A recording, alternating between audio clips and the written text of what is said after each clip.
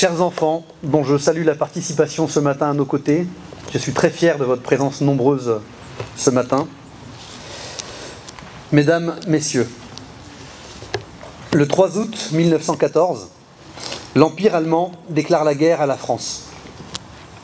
La première grande boucherie du XXe siècle est sur le point de commencer. Personne ne le sait encore, mais des millions d'hommes vont s'enterrer avec les rats et mourir. Des millions de femmes, cela a été rappelé à l'instant, s'épuiseront aux champs ou dans les usines d'armement.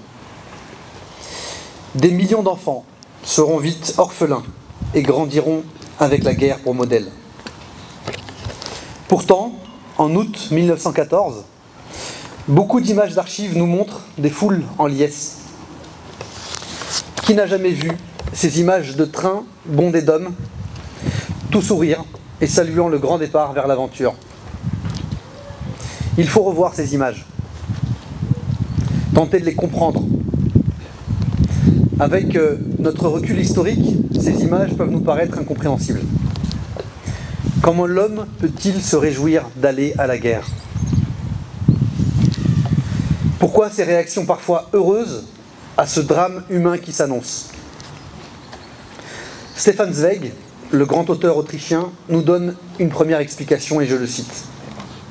En 1914, après un demi-siècle de paix, que savait-il de la guerre? Il ne la connaissait pas. Elle était une légende héroïque et romantique. On la voyait comme dans les livres d'école et les tableaux des musées. Une aventure sauvage et virile, merveilleuse et excitante. C'est pourquoi il chantait et poussait des cris de joie dans les trains qui les menaient à l'abattoir. L'ignorance humaine, mesdames et messieurs, n'est pourtant pas la seule cause à cette joie. La vérité, c'est qu'on a appris, des années durant, aux jeunes Français à haïr les jeunes Allemands. On a réussi à faire croire à la France que son ennemi héréditaire s'appelait l'Allemagne. La nature a mis en l'homme les germes de la haine. Chacun d'entre nous, à titre individuel, nous pouvons un jour haïr. Nous avons tous fait l'expérience personnelle de la colère et de la rage. Mais la haine de l'individu, qui devient la haine d'un peuple pour un autre, d'une nation pour une autre, cette haine-là n'est pas le fruit du hasard. Cette haine-là n'est pas inscrite en chacun d'entre nous.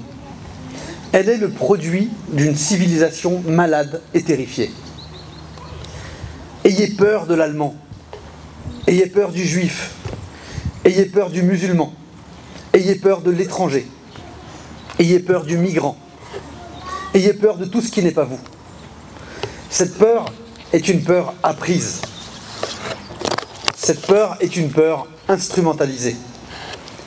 C'est cette peur manipulée qui explique les cris de joie et les foules en liesse.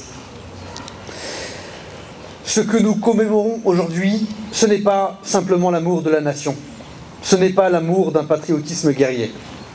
Ce n'est pas l'amour d'une fausse victoire. Aujourd'hui, nous commémorons pour rappeler cette défaite de l'humanité qui oublie son unité. L'histoire est pleine de ces défaites, pleine de ces haines créées de toutes pièces. Et c'est pourquoi notre devoir moral d'homme est simple: combattre tous ceux qui veulent éduquer à la haine. Démontrer que la haine n'est pas une fatalité humaine. Rappeler ici et en tout temps l'invariable unité de l'espèce humaine. Ceux qui jugeront ce discours naïf n'ont rien connu de l'enfer de Verdun. Ils n'ont rien connu du sang mélangé à la terre, des nuits sans sommeil et rongées par les rats.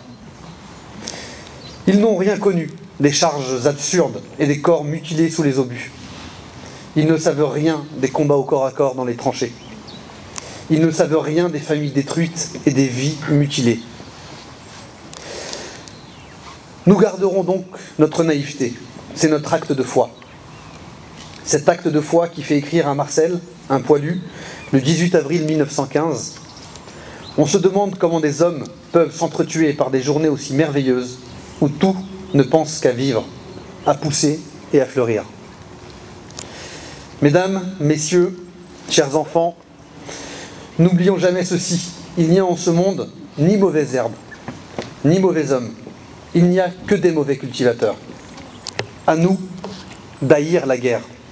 À nous de cultiver la paix. Je vous remercie.